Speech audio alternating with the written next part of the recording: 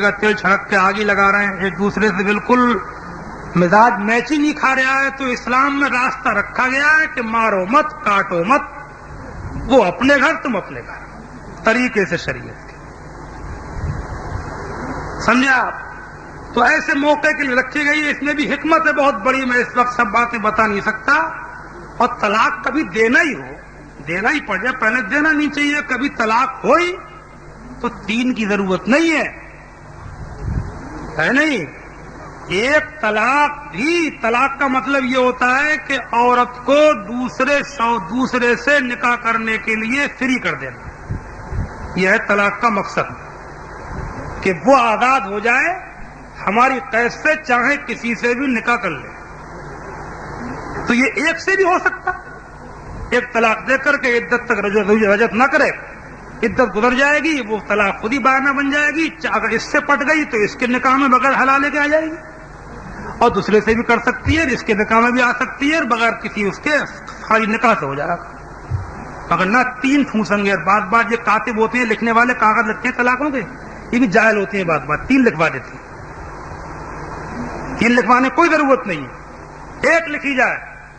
عدت کے اندر، عدت گزرنے کے بعد وہ خود ہی بائنا بن جائے گی. اب اگر دل مل گئے تو اس کے نکاح میں بھی آسانی سے لوٹے گی. صرف نکاح کافی ہے. مل سکتے ہیں، دل مل ہی جاتے ہیں عام طور سے، پچھتاتے ہیں یہ لوگ. اور اگر نہیں ملے دل، دوسرے سے نکاح کرنا چاہے تو اس سے بھی کر لے گی. یہ 1 سے بھی حاصل ہے. 3 نہ بولنے کی ضرورت، نہ لکھنے کی ضرورت. اور صحیح بات یہ ہے کہ طلاق کی ضرورت ہی نہیں ہے. جہاں تک ہے ایک دوسرے کی برداشت کر کے زندگی کو نبھاؤ اور زندگی کو اسلامی طریقے کے اوپر گزار کے چلے. تو یا تو آئے گا طلاق کا مسئلہ پوچھنے کو، یا آئے گا امام صاحب سے لڑ کے پوری فرد جرم لے کے کہ حضرت ہمارے امام صاحب میں یہ کمی ہے اور وہ کمی ہے اور ایسے ہیں اور ویسے ہیں. پوری فرد جرم، پوری چارج شیٹ کہتے ہیں یار بھائی، پوری چارج شیٹ لے کے آئے گا. پھر کہے گا کہ مولانا صاحب ایسے امام کے پیچھے نماز ہو جائے.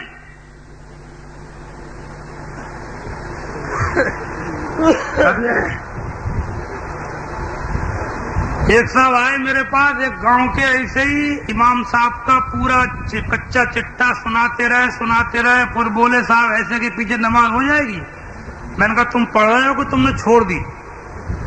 بولے میں نے تو صاحب کئی دن سے چھوڑ دیے. میں نے کہا جب چھوڑ دیے تو پوچھنے کیوں آئے؟ پھر چھوڑ کے آیا پوچھنے. جب پارٹی بندی کرا دی، جب گاؤں میں ٹکڑے کروا دیے، جب زور آزمائی کر لی، جب نہیں نکال سکا تو اب مفتی صاحب کا سہارا لینے آیا.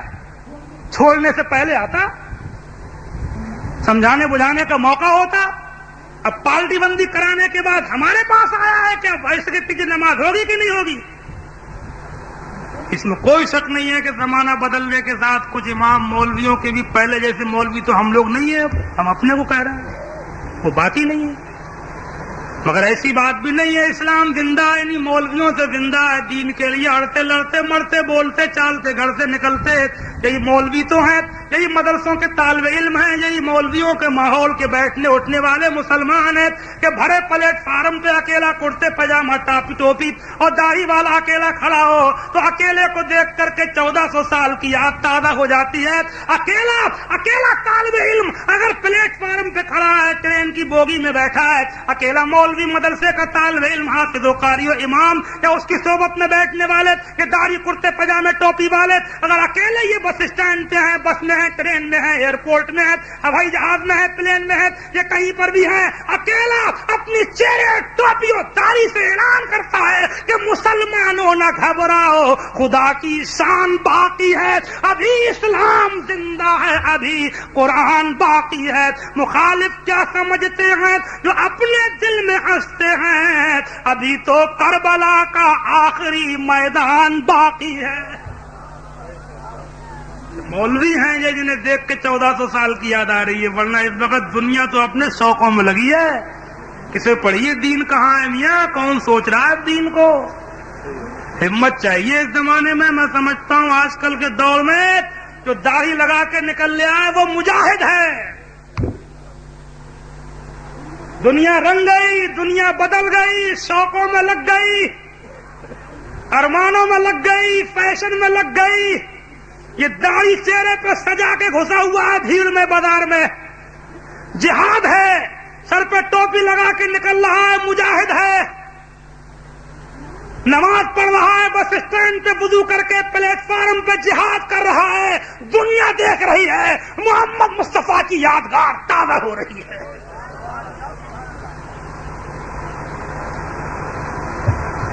تو یہ مولوی ہیں، ان پہ فرض جرم زیادہ لگانے کی ضرورت نہیں. یہاں جو غلط ہو وہ غلط ہے. یہ بھی میں نہیں کہہ رہا ہوں کہ مولویوں کے اوپر سے میں نے سب خون معاف کر دیے، کیونکہ بعض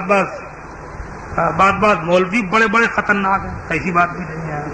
وہ بھی مولوی ہیں، وہ کرنے دھننے میں جو لگ گئے. صرف کرنا دھننا ویسے کوئی ناجائز چیز نہیں ہے. اگر قانون شرع سے ہو، حدیث معصورہ سے ہو، آیات قرآنیہ سے پھونکنا ہو تو کوئی غلط چیز نہیں ہے. اس سے میرا مطلب یہ تھا کہ یہ زیادتی کے ہر معاملے میں وہم پرستی کے سر میں درد ہو گیا تو بھوت، اور بیماری ہو گئی تو بھوت.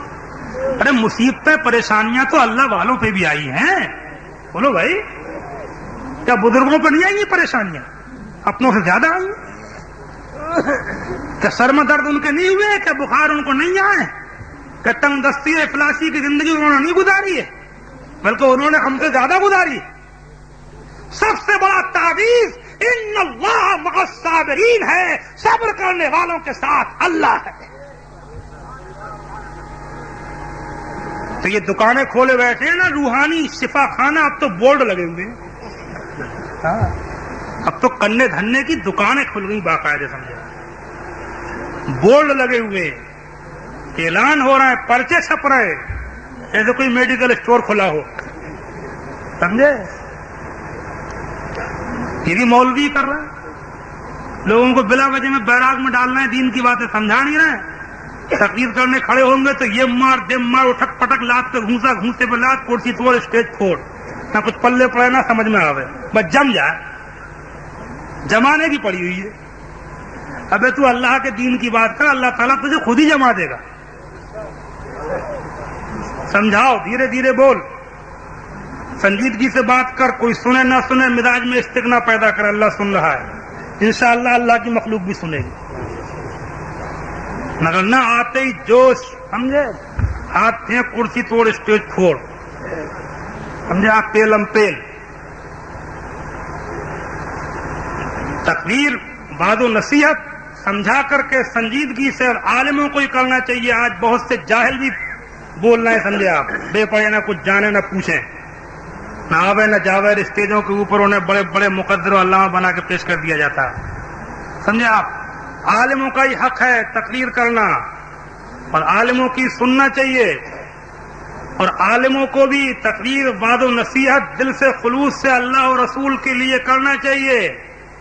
اور ہمیں امید ہے کہ جو اللہ کے لیے کرے گا، اللہ دوسروں کو کھلا رہا ہے تو ہمیں بھی کھلائے گا. اللہ پہ بھروسہ تو کر،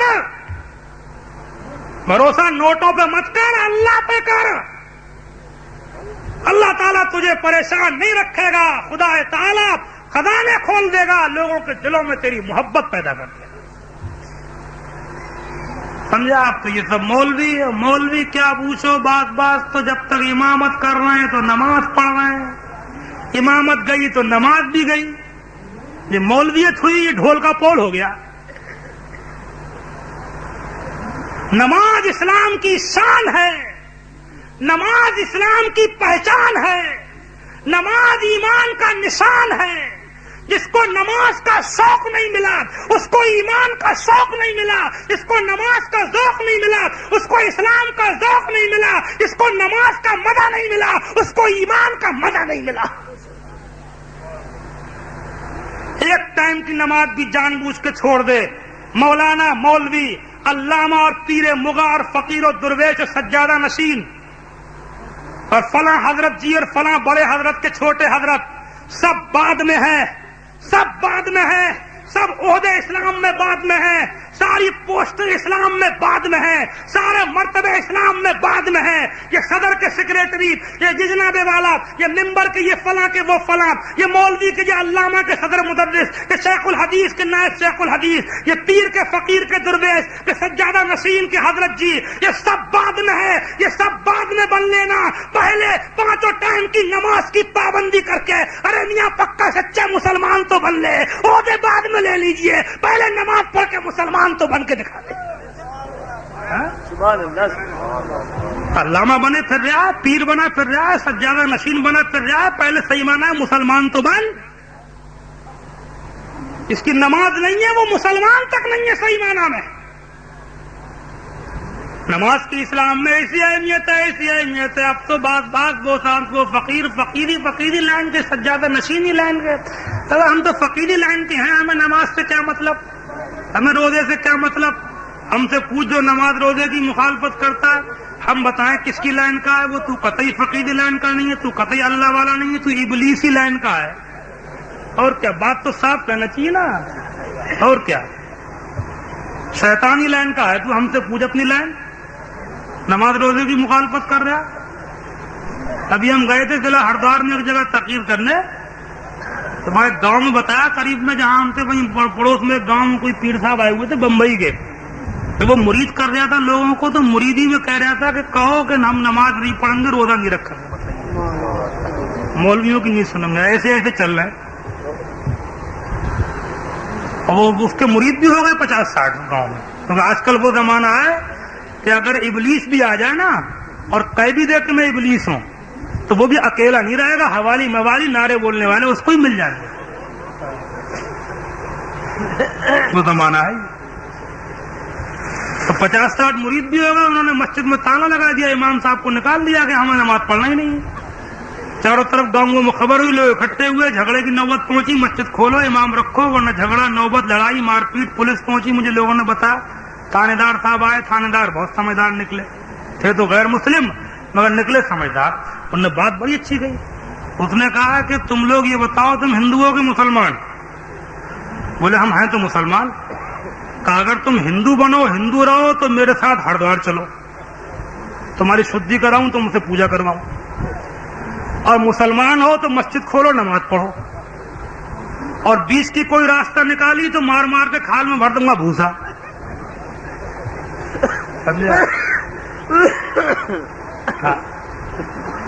وہ سمجھ گئے کہ خرافات کس نے پیدا کی، وہ پہنچ گئے اس بات. خیر وہ دبا مطلب ایسے ایسے پھر رہے ہیں.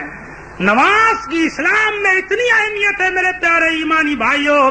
آپ دیکھیں پرانے بزرگوں کے آستانے خانقاہ ہیں، جہاں جہاں آپ کو ملیں گی یہ فقیر درویشوں کی شان. دیکھو اجمیر شریف کو جاؤ، وہاں مزار ہے تو مسجد بھی ہے. خواجہ قطب الدین بختیار کاکی کے آستانے پر مہدولی شریف میں جاؤ، مزار ہے تو وہاں مسجد بھی ہے. آپ جا کر کے دیکھیں حضرت خواجہ شیخ علاؤ الدین صابر کلیری کے آستانے پر مزار ہے تو وہاں مسجد بھی ہے. حضرت شیخ صوفی حمید الدین ناگوری کے یہاں پر مزار ہے تو وہاں مسجد بھی ہے. حضرت شیخ مخدوم اشرف سمنانی کے یہاں پر کچوچے میں مزار ہے تو وہاں مسجد بھی ہے. محبوب الہی حضرت نظام الدین اولیاء کے آستانے پر جا کر کے دیکھو مزار ہے تو وہاں مسجد بھی ہے. پاک پٹن میں جا کر کے دیکھو با فرید الدین گنج شکر کے آستانے پر مزار ہے تو وہاں پر مسجد بھی ہے. حضرت ابو علی شاہ قلندر کے آستانے پر دیکھو پانی پت میں جا کر کے وہاں مزار ہے تو وہاں مسجد بھی ہے. حضرت شیخ شرف الدین یا منیری کے آستانے پر بہار میں دیکھو مزار ہے تو مسجد بھی ہے. رامپور میں حافظ جمال اللہ شاہ صاحب کے آستانے پر دیکھو مزار ہے تو مسجد بھی ہے. حضرت شاہ درگاہی میاں کے آستانے پر دیکھو مزار ہے تو مسجد بھی ہے. ملارا شریف میں حضرت سیدنا شاہ برکت اللہ کے آستانے پر دیکھو مزار ہے تو مسجد بھی ہے. اور پرانی خانقاہ میں میاں عبدالجلیل درگرانی کے آستانے پر دیکھو مزار ہے تو مسجد بھی ہے. بریلی میں اعلیٰ حضرت کے یہاں پر دیکھو مزار ہے تو مسجد بھی ہے. پیلی بھیت میں شاہجی میاں کے دیکھو مزار ہے تو وہاں مسجد بھی ہے. اس سے ظاہر ہوتا ہے کہ یہ خدا والے جہاں بھی ڈیرا ڈالتے تھے، جہاں بھی دھوڑی نماتے تھے، جہاں بھی بستر لگاتے تھے، جہاں بھی بوریاں بچھاتے تھے، جہاں بھی قیام کرتے تھے، جہاں بھی پڑاؤ کرتے تھے، یہ خدا کا گھر بناتے تھے، مسجد بناتے تھے. انہوں نے خدا کا گھر بنا کر کے اس کو نمازوں سے آباد کیا. جب انہوں نے خدا کا گھر آباد کیا تو خدا نے ان کا در آباد کر دیا. خدا کا گھر بھی آباد رہے اور خدا والوں کا در بھی آباد رہے. والذی ارسل رسولہ بالہدی، وہ وہی ہے کہ جس نے رسول کو بھی بھیجا ہے اور دین حق کو ہدایت کے ساتھ بھیجا ہے۔ خدا کا گھر بھی آباد رہے اور خدا والوں کا در بھی آباد رہے۔ اور یہ تو بزرگان دین فقیروں کی بات ہے، اس کا کلمہ پڑھا ہے وہ سیدنا محمد مصطفیٰ صلی اللہ تعالی علیہ وآلہ وبارک وسلم دائما ابدا۔ ان کو دیکھو، مسجد نبوی شریف بنائی تھی جب مکے سے مدینے میں ہجرت فرما کے آئے تھے، 13 سال مکے میں گزار کر کے جب مدینے میں قدم رکھا تھا تو کون نہیں جانتا کہ رسول اللہ نے اپنی بیویوں کے حجرے بعد میں بنائے تھے۔